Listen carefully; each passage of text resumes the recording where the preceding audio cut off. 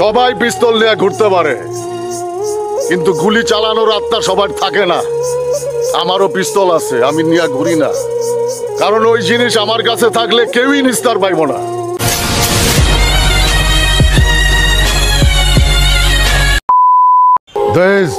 আমার গায়ে যদি একটা ফুলের টোক্কাও লাগে তখন সবাই রে এই নোয়াখালীতে বিন্দায়, তারপরে আমি কাশিমপুর যাবো।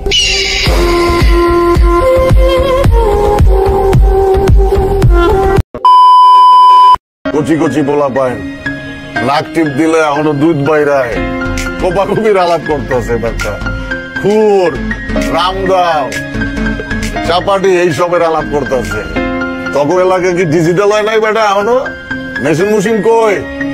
আরে বেটা বাসার কি কখনো মেশিনের অভাব হইছে?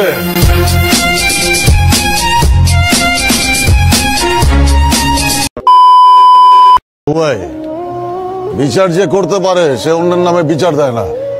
আপনার কাছে আমগো নামে যে বিচার দিছে তার আসলে বিচার করার কোনো ক্ষমতা নাই, ওটা আপনি ভুলে যান। আফজাল বাইরে কিন্তু একদিন ঠেকাই দিছিলাম, খালি আপনার বন্ধু দেখে কিচ্ছু কই নাই। অস্ত্র জমা দিছি, ট্রেনিং জমা দেয় নাই।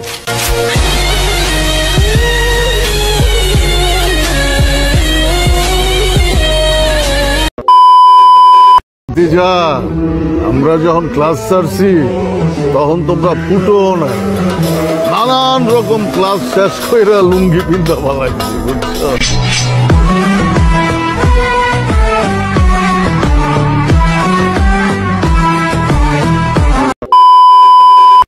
অনেক অস্ত্রপাতি আছে, আর আমাকে তারা তো মতো একটা মাত্র বটি।